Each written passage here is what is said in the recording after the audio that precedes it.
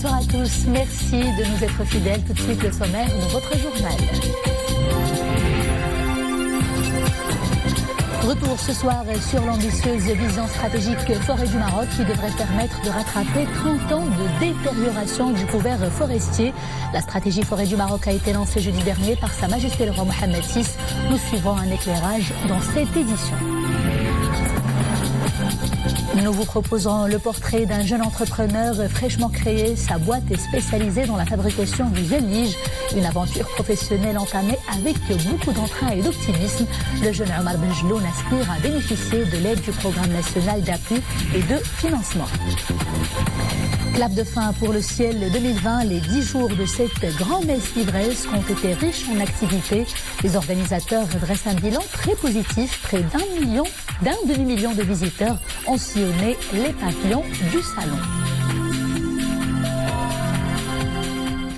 Bonsoir, comme chaque dimanche, le rappel des activités royales de la semaine qui s'achève. Une semaine marquée par le lancement et l'inauguration par Sa Majesté le Roi Mohammed VI de plusieurs projets d'envergure de développement socio-économique. Des projets qui permettront de booster l'emploi et améliorer l'inclusion économique des jeunes grâce à des outils variés stimulant l'esprit d'initiative. Il s'agit de la nouvelle stratégie de développement du secteur agricole baptisée Generation Green 2020-2030, de celle relative au développement du secteur des eaux et forêts du nom de Forêt du Maroc et de la plateforme des jeunes Ergana pour l'écoute et l'orientation. Le rappel tout de suite avec Mohamed Elchkar. Mercredi, Sa Majesté le Roi Mohammed VI a procédé au niveau de la commune d'Eit Melloul, dans la préfecture d'Inzgana Eit Melloul, à l'inauguration de la plateforme des jeunes Ergana pour l'écoute et l'orientation, donnant ainsi une forte impulsion au programme de l'initiative nationale pour le développement humain qui en est à sa 3e phase, l'INDH. Ce projet réalisé donc dans le cadre du programme 3 de l'INDH, amélioration du revenu et inclusion économique des jeunes, permettra aux jeunes de la région Souss-Massa de tirer le meilleur parti du programme intégré d'appui et de financement des entreprises, programme qui a été élaboré conformément aux orientations royales et qui comporte plusieurs mesures destinées à contenir et à dépasser les difficultés entravant l'accès au financement des jeunes porteurs de projets et des très petites entreprises. À cette occasion, Sa Majesté le Roi Mohammed VI a procédé à la remise de 28 minibus aux présidents de communes et d'associations bénéficiaires relevant de la préfecture d'Agadir et d'Outanan, 28 minibus dont 26 de transport scolaire et 2 pour le transport de sportifs. La plateforme des jeunes Ergana pour l'écoute et l'orientation constitue un carrefour de rencontres des différents acteurs impliqués dans le chantier de l'intégration des jeunes, une réponse aux attentes des jeunes à la recherche d'opportunités d'emploi, et elle ambitionne de faciliter l'accès des personnes cibles à l'information relative au marché du travail, ainsi qu'à les encourager à créer leurs propres entreprises.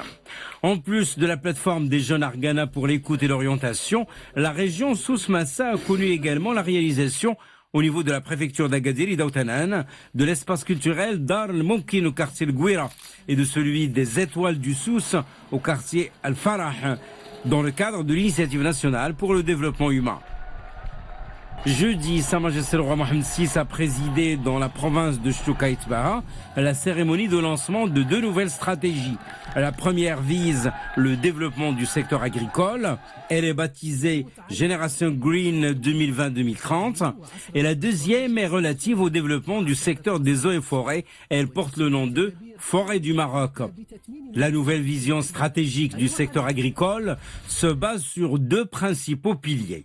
La valorisation de l'élément humain conformément aux orientations royales à travers l'émergence d'une nouvelle génération de classe moyenne agricole de 350 000 à 400 000 ménages et la naissance d'une nouvelle génération de jeunes entrepreneurs par la mobilisation et la valorisation d'1 million d'hectares de terres collectives ainsi que la création de 350 000 postes d'emploi au profit des jeunes. Quant au second pilier de cette nouvelle stratégie, il a trait à la poursuite de la dynamique de développement du secteur en favorisant le développement humain et social. Une nouvelle vision qui prévoit la consolidation des filières agricoles en vue de la multiplication des exportations et du PIB agricole pour atteindre 200 à 250 milliards de dirhams à l'horizon 2030. L'amélioration des process de distribution des produits à travers la modernisation de 12 marchés de gros et des marchés traditionnels.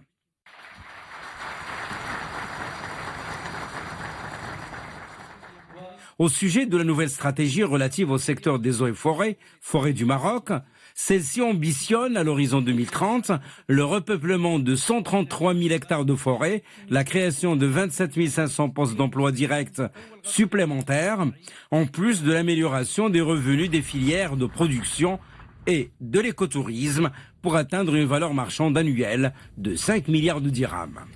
Sa Majesté le roi Mohammed VI a procédé ensuite au lancement du projet de plantation de 100 hectares d'arganiers dans la commune d'Imimkorn, un programme qui concerne 7 communes et qui bénéficie à 729 personnes et qui fait partie d'un programme global de développement de l'arganiculture sur une superficie de 10 000 hectares dans les régions de Souss Massa, Marrakech-Safi et Goulmi-Mouadnoun. Sa Majesté le roi Mohammed VI a également procédé au lancement des travaux de réalisation du réseau d'irrigation à partir de la station de dessalement d'eau de mer d'Agadir, dont les travaux de réalisation enregistrent un taux d'avancement de 65%.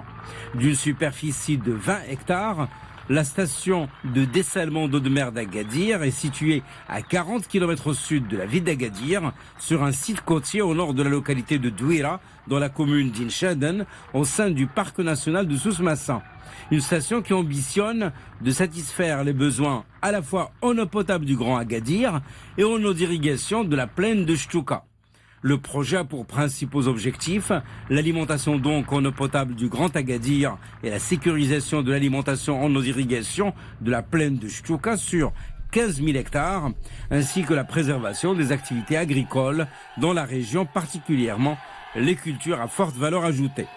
D'un coût global de 4 410 millions de dirhams, ce projet, le premier du genre en Afrique, consiste en la mise en place des meilleurs procédés, notamment la technologie d'osmose inverse. Lancée donc jeudi dernier par Sa Majesté le roi Mohammed VI, la nouvelle stratégie du développement du secteur des eaux et forêts du nom de Forêt Maroc se base sur un modèle de gestion intégré, durable et générateur de richesse pour une réconciliation de tous les Marocains avec l'espace forestier et en plaçant les populations usagères au cœur de la gestion des forêts. Pour l'éclairage, nous retrouvons Mohamed Aïtchkar. La superficie des espaces forestiers est estimée à 9 millions d'hectares, des écosystèmes qui se trouvent dans un état délabré, en raison notamment de la détérioration chaque année de quelques 17 000 hectares de terres de forêt, la faiblesse de la valorisation des forêts de chêne-liège, le surprélèvement en bois de feu et la surexploitation des zones de pâturage. Aujourd'hui, la forêt marocaine se projette dans l'avenir et elle projette de relever le défi d'une nouvelle ère.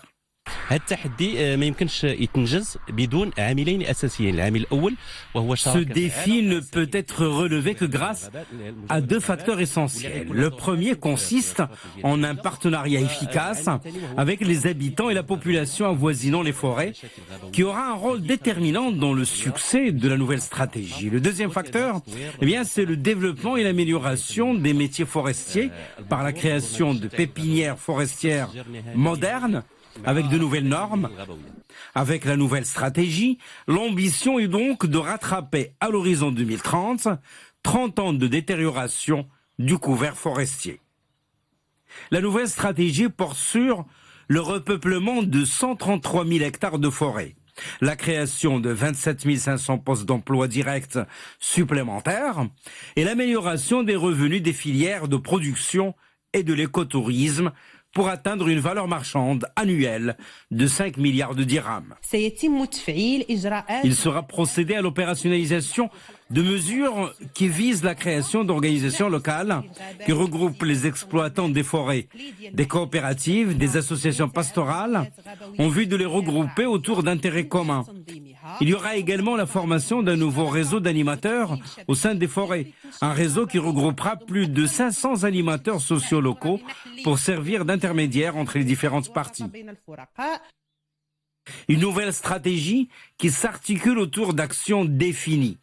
Notamment la création de plus de 200 organisations locales pour le développement des forêts, l'encouragement de l'investissement privé sur une superficie de 120 000 hectares et l'aménagement et la valorisation du réseau des 10 parcs nationaux. En droite ligne avec les objectifs du grand programme national d'approvisionnement en eau potable et d'irrigation 2020-2027, de grands chantiers sont engagés dans plusieurs régions du royaume, dont plusieurs nouveaux barrages. Et si certains sont déjà opérationnels, eh bien les travaux de construction de plusieurs autres grandes structures hydrauliques avancent déjà à grands pas. C'est le cas du barrage Al-Hank dans la province de Midels. Les détails avec Ahmed Hamri et Oumema Ramli. Nous sommes à Boumia, au cœur des montagnes de l'Atlas. Cette commune rurale de la province de Midelt foisonne de ressources hydriques, bassins, fleuves et rivières. Le plus imposant étant Oued Melouia. Pour contenir ses affluents et contrôler les eaux des ruissellements, un nouveau barrage est en cours de construction, barrage El Henk. D'une hauteur de 119 mètres, ce barrage sera d'une capacité de 3 400 000 mètres cubes d'eau. Il contribuera à la fois à la lutte contre les risques d'inondation, mais aussi à l'arrosage des terres agricoles à proximité. Les travaux en sont à 25%. Un ouvrage de grande hydraulique avec une position stratégique. À son achèvement, le barrage contribuera à la recharge de nappes phréatiques de 3 communes, Tounfit, Boumia et Arbalou, tout en bénéficiant à un peu plus de 1500 agriculteurs. Du barrage d'une capacité de 3 millions de mètres cubes. Cette capacité est dédiée à l'irrigation en goutte à goutte de plus de 1400 parcelles des agriculteurs, soit plus de 1300 hectares, avec une superficie moyenne de 1,2 hectares par exploitation. Les travaux de ce nouveau barrage avancent à grands pas. Il sera opérationnel dès l'année prochaine. Autre programme d'envergure lancé récemment par le souverain, le programme national d'appui et de financement des entreprises qui nourrit beaucoup d'attentes chez nos jeunes entrepreneurs. Omar Benjelloun en fait partie, lauréat de la faculté des sciences et techniques de Marrakech. Il a lancé un projet de fabrication de zellige. Un long parcours a été parcouru et l'appétit de Omar Benjelloun pour les affaires est plus grandissant. C'est un reportage d'Amina Allem sur un commentaire de Zakaria Mokinbillah. Chaque jour, Omar se dirige vers cette unité de production de zellige. Ce jeune entrepreneur veille à suivre de près la progression de son projet avant sa mise en service. Pour lui, c'est un rêve qui se réalise. La création de son entreprise n'a pas été chose facile. Il lui a fallu frapper à la porte de plusieurs institutions. Son produit, un type de zellige innovant, breveté, qui a nécessité la contribution de la recherche scientifique. Quand l'écosystème des affaires est favorable, cela aide beaucoup de jeunes à concrétiser leurs idées. Il faudrait aussi renforcer l'accompagnement des porteurs de projets, car c'est plus important que le financement. Réussir dans l'entrepreneuriat n'est pas seulement question d'argent. Cela nécessite accompagnement et orientation durant les différentes phases du projet. Lauréat de la faculté des sciences et techniques de Marrakech, Omar Benjelloun débute son projet à l'incubateur d'entreprise de l'université Qadi Iyad. Il se dirige ensuite au centre régional d'investissement où il bénéficie d'un précieux appui. Le centre régional d'investissement est aussi un centre, il joue un rôle fédérateur dans entre le jeune porteur de projet et l'investisseur. Nous avons aussi l'habilité d'orienter ces jeunes vers les secteurs porteurs qui peuvent développer ou ils peuvent développer leur métier. Omar est un exemple parmi tant d'autres de jeunes entrepreneurs ambitieux. Grâce au nouveau programme d'appui et de financement des entreprises, les porteurs de projets peuvent s'orienter vers l'auto-emploi à travers la création d'entreprises.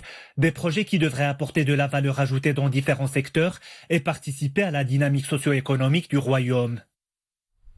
Ouvrons à présent la page Monde de ce journal précédemment appelé Coronavirus. Covid-19 ne cesse de faire des victimes. La Chine annonce ce dimanche un nouveau bilan.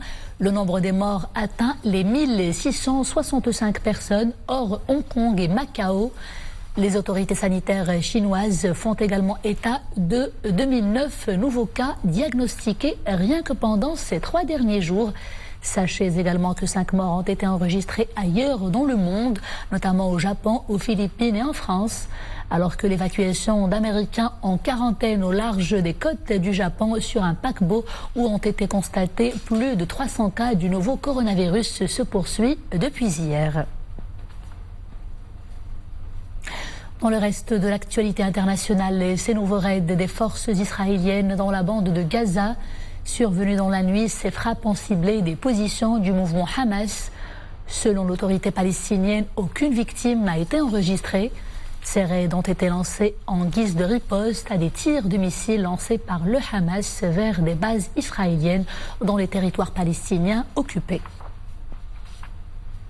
Crise syrienne, aucune issue ne semble se profiler à l'horizon pour la bataille d'Idlib. Idlib où les forces du régime mènent depuis plus de 2 mois déjà une offensive meurtrière qui a coûté la vie à plus de 300 personnes et qui se poursuit encore en dépit de l'accord de désescalade signé entre Ankara et Moscou. L'intensification des bombardements à Idlib a donné lieu à des échanges très virulents entre Ankara, qui soutient les groupes rebelles, et Moscou, grand allié du régime syrien. Retour à l'actualité nationale et d'abord ce communiqué de la DGSN. 12 individus ont été arrêtés pour leur implication présumée dans des actes de hooliganisme à l'issue du match de football ayant opposé hier soir l'Olympique de Safi au club saoudien l'Ittihad Jeddah. Pour le compte de la Coupe arabe, Sa Majesté le Roi Mohamed VI des clubs des champions. Les 12 individus interpellés, dont 7 mineurs, seraient impliqués dans des jets de pierre, dégâts matériels, destruction de biens publics, possession d'armes blanches et de fumigènes et des actes de violence à l'égard de fonctionnaires pendant l'exercice de leurs fonctions.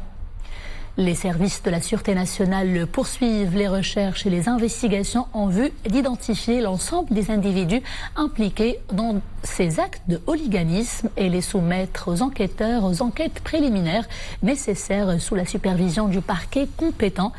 5 éléments de la police et 2 des forces auxiliaires ont été blessés et transférés à l'hôpital pour recevoir les soins nécessaires, alors que 23 véhicules particuliers, 9 véhicules de la Sûreté nationale et 1 véhicule des forces auxiliaires ont été endommagés. L'agence Beit Mal Al-Quds Al-Sharif prime les lauréats du concours Couleurs d'Al-Aqsa. Le premier prix a été décerné à l'élève Zainab Adil, dont l'école relève de la délégation de Mediouna, alors que le deuxième prix a été remporté ex aequo par les élèves Doua Katoubi et Adam Hofdi de Barchid. Ce concours célèbre pour rappel les arts, les couleurs et la beauté créées par de petites mains pour exprimer leur amour à la ville sainte et ses symboles religieux et civilisationnels en laissant libre cours à leur imagination. 130 élèves y ont participé avec 60 tableaux. La cérémonie de remise des prix s'est déroulée dans le cadre de la 26e édition du Ciel.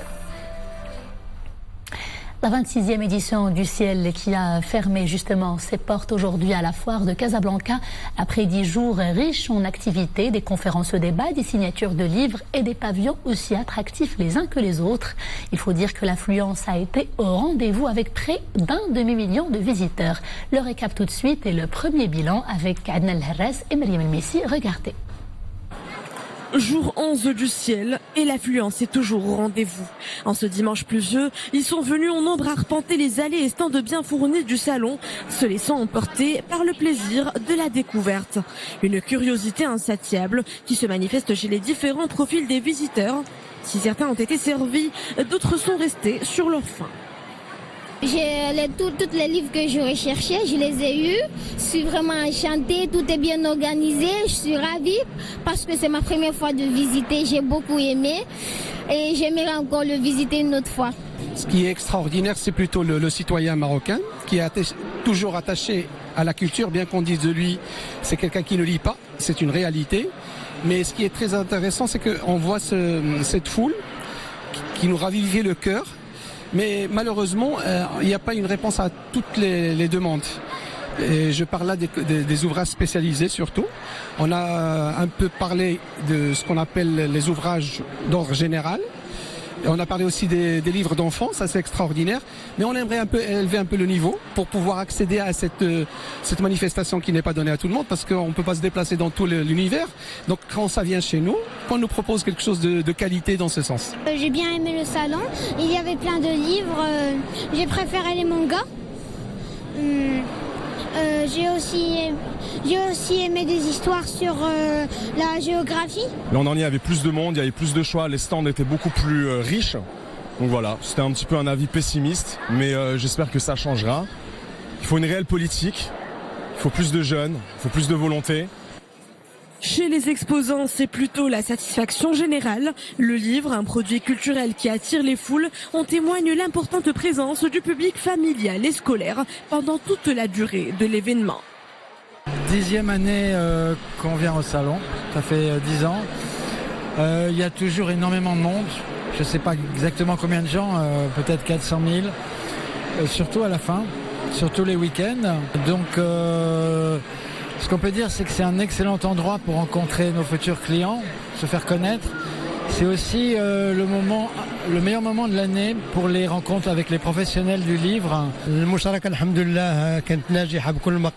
Notre participation a connu un franc succès. Nous sommes réjouis de l'engouement suscité autour de nos nouvelles éditions. Les lecteurs marocains sont ouverts à tout. Nous sommes là pour leur offrir le meilleur de nos éditions.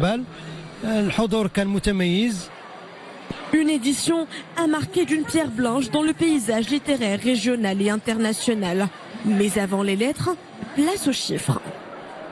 الإقبال الكبير الذي حصل هذه السنة الذي قارب إلى اليوم نصف مليون زائر. Ils étaient près d'un demi-million de citoyens à affluer vers le salon. Un large visitorat composé de jeunes, d'intellectuels et de familles. Le salon a exposé pas moins de 120 000 titres riches et diversifiés, dont des nouveaux ouvrages. Un fonds documentaire représenté par pas moins de 266 institutions, dont des maisons d'édition, des ministères et des établissements publics et universités. Quelques 15 représentants diplomatiques ont fait le déplacement dans le salon. C'est donc la fin de 11 jours célébrant le livre ici à la Foire internationale de Casablanca. Plusieurs temps forts ont marqué cette édition. Remise des prix, rencontres, dédicaces et expositions.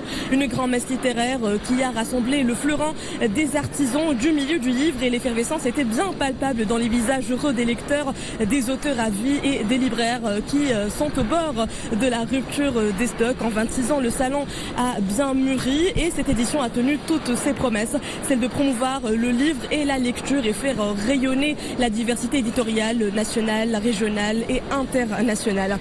Ils ont relayé pour vous le déroulé de ces 11 jours du salon. Mariam El-Missi, Abdelrahim Ben Chikhi, Adnan El-Harras, Youssef Chergui et Mustafa Zahir Al-Oula. Et c'est aussi le clap de fin de ce journal. Merci de l'avoir suivi et à très bientôt, toujours avec grand plaisir.